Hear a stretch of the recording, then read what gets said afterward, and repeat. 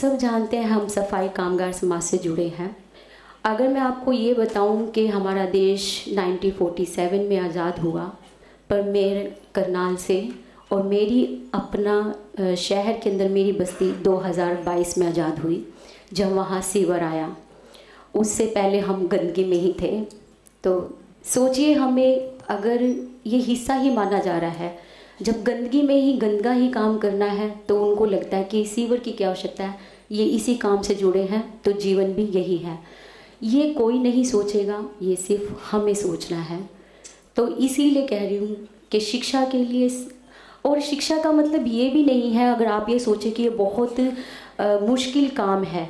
आप एक बार शुरू कीजिए, आपको इसमें आनंद ना आए तो फिर आप कहिएगा, क्योंकि किताबें पढ़ने से आप खुद के साथ हर बार नए हो जाते हैं।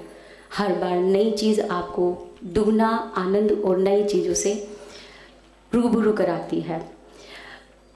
अब सम्मान की बात से मैं आपको कहूँगी कि हम सब सम्मान चाहते हैं, ये एक अधिकार है सभी का, पर हमें अपने सम्मान के लिए लड़ना पड़ता है।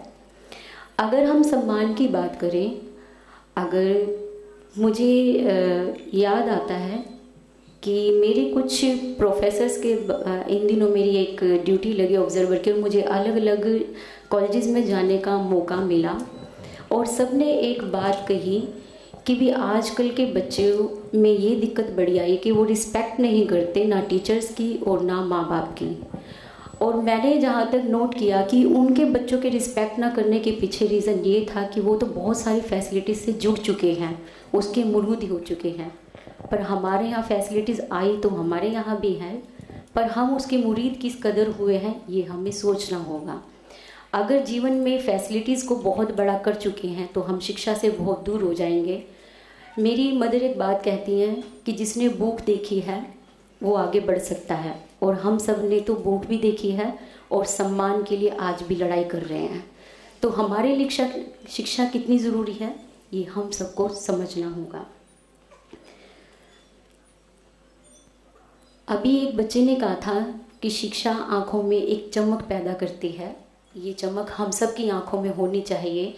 मुझे एक स्टूडेंट याद आती है अपनी, जो जब क्लास में वो ज़्यादा अच्छा रिस्पॉन्स नहीं कर रही थी, ज़्यादा अच्छा पढ़ नहीं रही थी, पर पता नहीं उसे कौन सा एक शब्द अच्छा लग गया और उसने MD यूनिवर्सिटी के 2 एंट्रेंस एक साथ क्लियर किए। और जब वो आकर मुझसे मिली तो उसने मुझे ये कहा,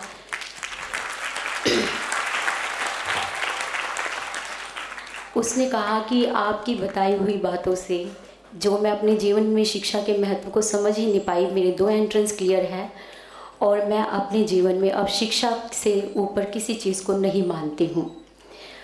हम एक चीज़ पे और बात करें, आज अतिकाय अंकल जी के बारे में बात हो रही है। हम सब जानते हैं कि सुख और दुख सबके हिस्से में हैं, और अगर हम साहब जी के परिवार की बात करें तो मैंने कहीं पढ़ा था कि शायद ईश्वर चुनाव करते हैं कुछ कामों के लिए कुछ लोगों का, तो शायद ये चुनाव साहब जी के परिवार के ही लिए किया गया होगा परमात्मा ने।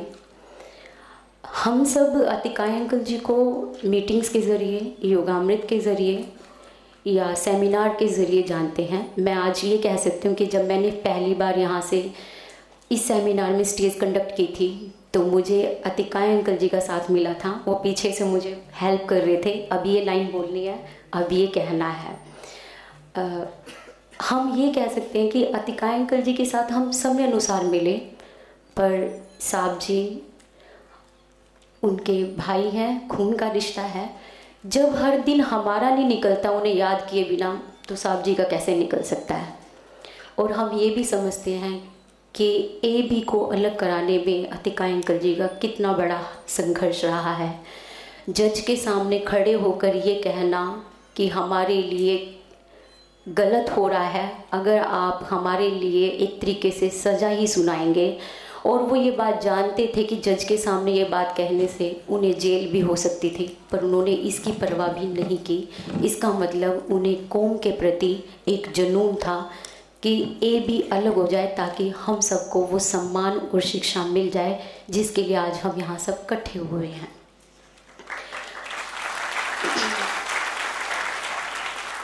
आज अतिका अंकल जी हमारे बीच में नहीं रहे और उनके जाने के बाद हो सकता है, ये कहा जा सकता था कि भी आदर्श की गतिविधियों में कमी आ जाए या धीमी हो जाए, पर लेकिन ना तो गतिविधियों में कमी आई है और ना ही धीमा हुआ है, उल्टा पूरे जोर से काम को आगे बढ़ा गया है साहब जी के ज़रिए। अगर आप सबको याद हो कि जैसे ही अतिका अंकल जी के बाद ज़मीन का एक बड़ा मसला हम सबके सामने आया था कि ज़मीन लेनी है, और ज़मीन के लिए हर व्यक्ति को अपील भी की गई साहब जी के ज़रिए। हम सबको कॉल आया था, आप सब यहीं बैठे हैं, सबको पता है, और कई बार अच्छे जवाब भी आए हैं और कई बार बुरे जवाब भी आए हैं। उन सब का सामना करते हुए ही ज़मीन ले ली गई। ये हमारी कौम के लिए एक बड़ा ऐतिहासिक चीज़ है। सिर्फ ज़मीन लेना और ज़मीन के ऊपर अभी उसका बहुत काम है, क्योंकि उसमें रिसर्च सेंटर भी है, आश्रम भी है, लाइब्रेरी भी है और बहुत से काम हो रहे हैं। समय समय हमें उन सब चीज़ों के लिए साहब जी का साथ देना है। और मैं अगर ये कहूँ कि ये गति धीमी इसलिए नहीं पड़ी क्योंकि साहब जी का जुनून कौम के प्रति उससे भी आगे बढ़ के है। जिस तरीके का दर्द सहन किया उसकी कोई सीमा नहीं है, पर सीमा से आगे जुनून है। ये हम सबको समझना होगा, क्योंकि साहब जी ये उदाहरण है हम सब के लिए। मैं ये कई बार देखती हूँ कि फेसबुक पे बहुत सारे पिक्चर्स डालकर खुश होते हैं, फ़ोटोज़ करवा के, नए कपड़े पहन के या किसी शादी में जाके। और ये हो सकता है कि हाँ सबको पसंद हो कि अच्छे अच्छे डीपीज़ लगाना, पर लेकिन एक बात सोचिए कि वो एक पल भर की खुशी है। डीपी लगाने से उससे कुछ नहीं मिलेगा। अगर रियल में अगर सम्मान चाहते हो तो आपकी फ़ोटो कोई डाले, ना कि आप खुद उसको डालें।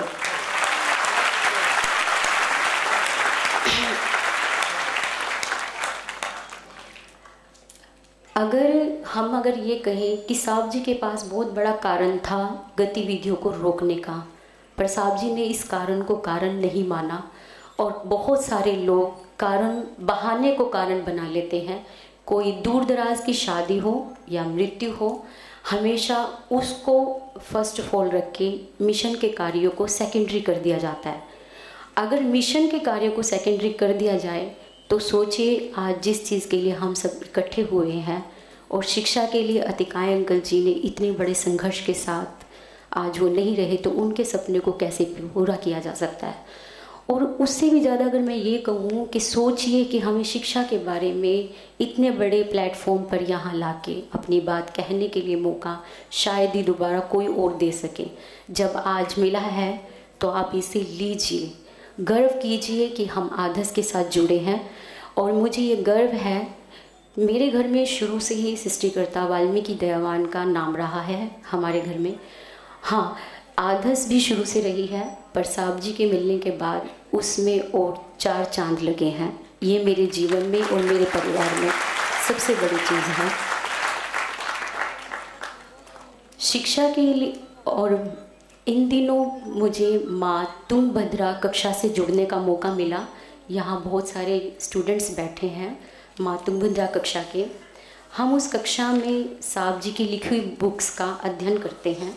हमने सबसे पहली बुक उसमें रीड करनी स्टार्ट की, अंबेडकर से विमुख सफाई कामगार समाज।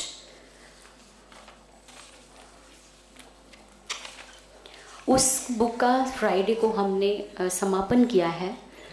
और अगर मैं ये कहूँ कि उसका जब हमने समापन किया तो उसकी अंतिम लाइनें मैं आपको बताना चाहूँगी। अगर आप सब ने उस बुक को पढ़ा है तो आपको एक बार दोबारा याद हो जाएगी, और अगर किसी ने उस बुक को नहीं पढ़ा है तो आप उस बुक को पढ़िए। साहब जी उसमें लिखते हैं, जानता हूँ बहुत नासमझ कौम है यह, इन्हें ज्ञान नहीं अपने और पराये का। अपने शूरवीर बच्चों, माँ व बुजुर्गों के कातिल को पूजते हैं, अपने को दुश्मन मानते हैं, समझाने वाले इन्हें जहर लगते हैं।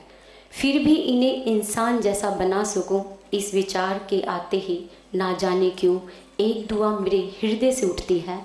मन कहता है कि मुझे अगला जन्म भी इसी वाल्मीकि कौम में मिले।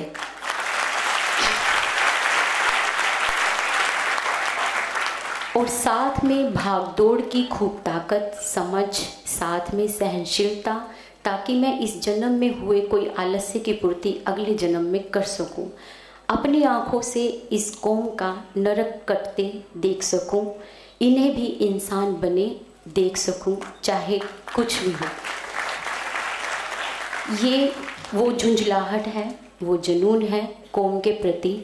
जबकि हम सब ये जानते हैं कि जब हम शिक्षित होंगे, हम अपनी पोस्टों पे जाएंगे या जो भी डिग्री प्राप्त करेंगे वो सिर्फ हमारी होगी। वो डिग्री साहब जी के नाम नहीं होगी, वो सिर्फ हमारे नाम होगी। जीवन हमारा सुधर जाएगा, घर हमारे बनेंगे, गाड़ियाँ हमारे घर आ जाएंगी, लग्जरी से हम जुड़ जाएंगे। पर साहब जी का सपना ये है कि हमें इंसान मान लिया जाए, और आओ हम सबको इस चीज़ में पूरा साथ देना चाहिए। और जैसे कि अतिकाय अंकल जी जाने के बाद हम सब में एक थोड़ा सा तो यह है कि हाँ, कि मिशन को तो वैसे कुछ नहीं है क्योंकि साहब जी पूरी तरीके से लगे हुए हैं, पर हम सबका साथ बहुत ज़रूरी है। इसी के साथ सभी को जय वाल्मीकि।